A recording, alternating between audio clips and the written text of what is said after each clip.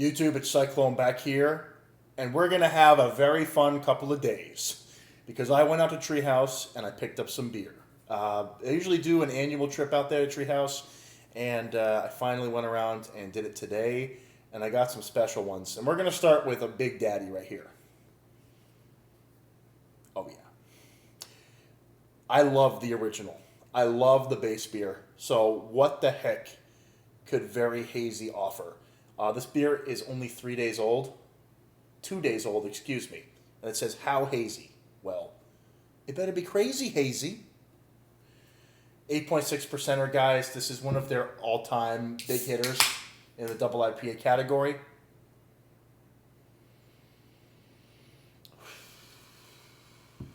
There's so much peach and like orange candy in there, I can't even explain it. It smells so good. Guys, I have a new glass. It's actually not new, but I lost my favorite one, I guess, in the moving process. Either they broke it, or they stole it, or it got lost in the shipping truck and they put it in a, in a junk pile. I don't know what happened, but of all the glasses, this one is my other favorite that I'm going to start using. This is a Hefeweizen glass, but it's perfectly wonderful for anything. It has a nice tulip shape, so we're going to get great aromas out of it. Let's get this beer into the glass. I'm just going to do a nice... I'm going to start with this, and I'm just going to get some paper towels. So I don't spill all over my table. I don't want to do that, Sometimes beer pouring can be a messy process. There we go. That's a little bit better, isn't it? Yeah, because I pour it slow. It sometimes dribbles all over the place. And I don't want that to happen. I did pour an aggressive start there, but with slow pouring, I should be able to get the whole thing in here. Guys, this is a world-renowned Mega Hazy. Look at that beer. Look at that beer, guys. Ultra Hazy.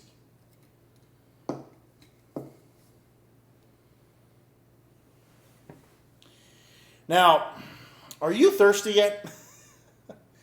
3 fingers have had almost 4, but I screwed that up in the beginning. Guys, ultra tight bubbles.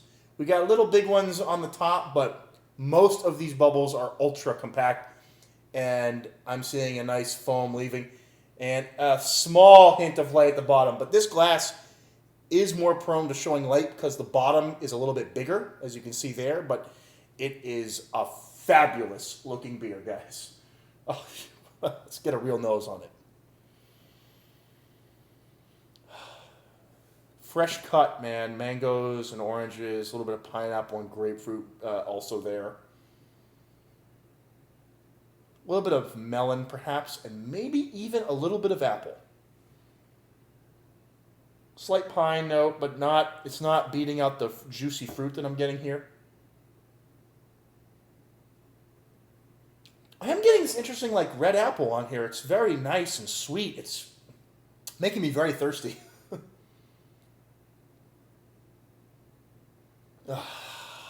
Maybe some kiwi, actually.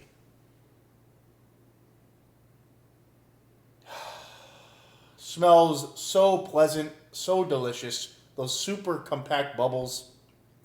Let's taste this thing.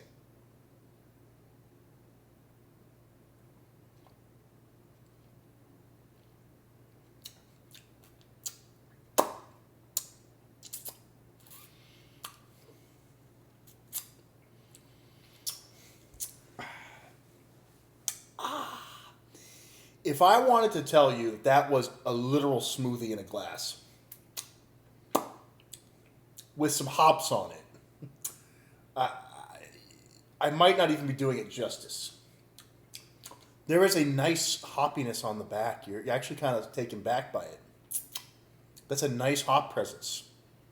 That's a very nice hop presence in the start. In the back. It's still there. I like that. I need another sip.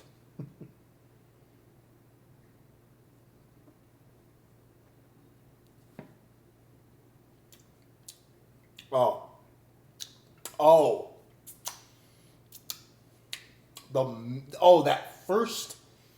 When it first hits your mouth, all of this fruit comes out. Chopped up mango is a big one here, and orange, grapefruit, a little melon as well.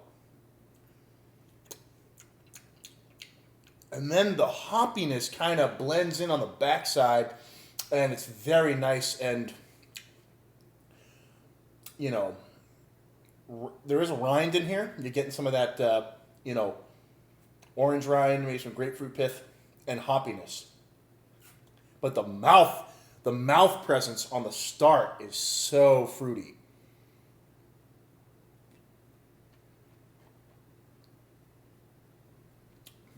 Mouthfeel is so incredible. Oh, it's so delicious. It's absolutely delicious, guys. It's so easy drinking for an 8.6. It's so fluffy and light, but there's that nice hoppy essence on the backside so that you're reminded that it's a double IPA. It's not, oh, I love this beer. Do I like this more than King Julius? I would probably have to have King Julius right here in front of me to review them again. Oh, that malt profile. No one else does this malt profile. They have this malt thing down.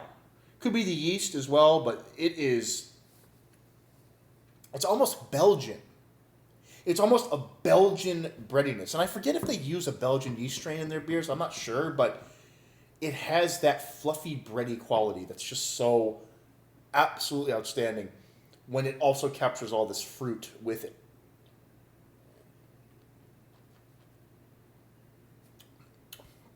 Come on, dude. That's the Mecca.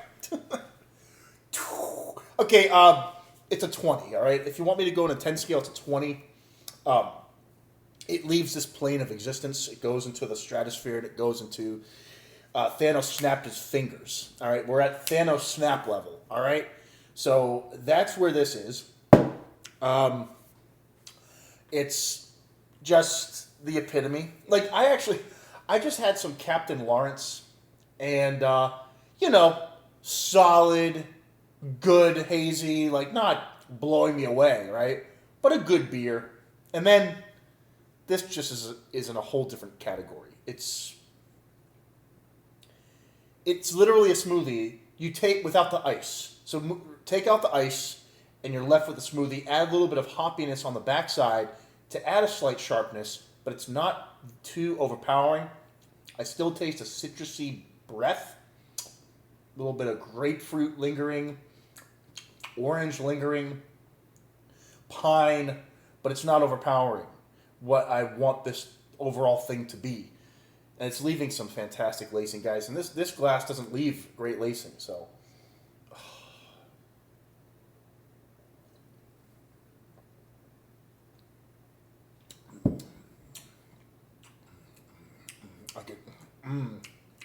You can only buy one pack. They wouldn't let you buy more because that's how good this beer is.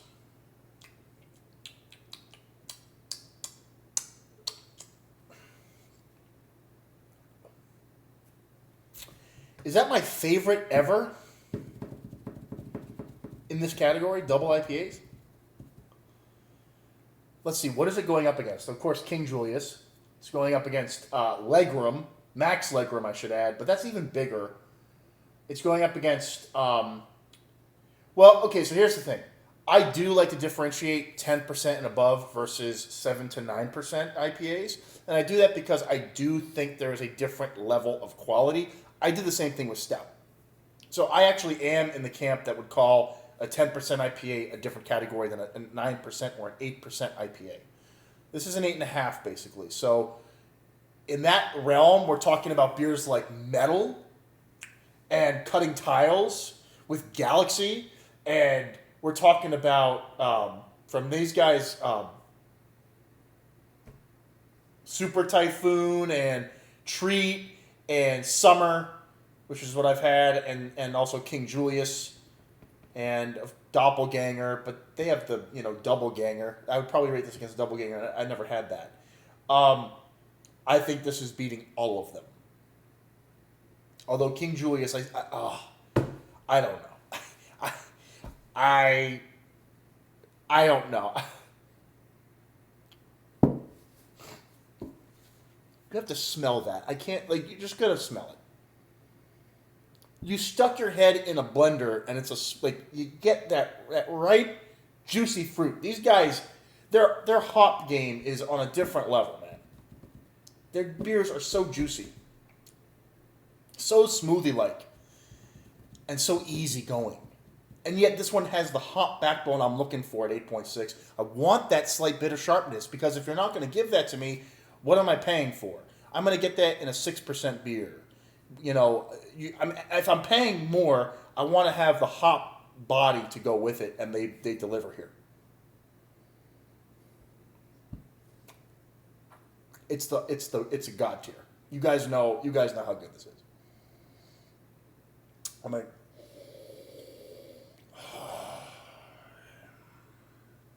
well worth 2 hours, guys. This is, you know, the only problem is they're very bad for you. So I try not to drink as much beer. You know, I only drink a couple days a week. And then when I do, I try to have no more than 2 of these a day. That would be pushing it, right? Marmalade? Orange marmalade too? Yeah, like fresh orange marmalade's in there. That is freaking dynamite.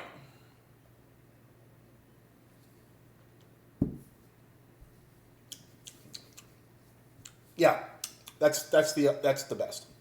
That is the best. I think that's the number one. Perhaps King Julius can be a little bit better, but I don't know. That overall experience is fantastic. 2 billion out of 10. All right, you guys know the drill. Actually, I forgot to pull up Untapped. I'm gonna go do that right now. Untapped, very hazy. I know it's one of their best rated beers. 4.7. All right, 4.72. Oh, wait a minute. Sorry. That's the even bigger version to this one. That's the Hazy. But 4.68. Okay, we're slicing hairs here.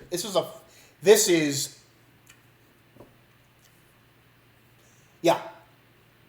This is about as good as it gets. How can this guy give it a 4? What are you smoking, bro? Oh my god.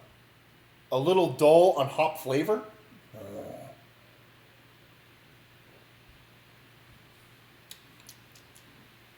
Boy, you must be smoking the good shit.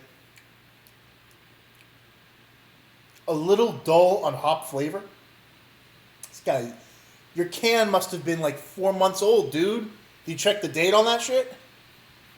Like, no. I won't believe you if you tell me that's the way it is. Forget it. Awesome, dude.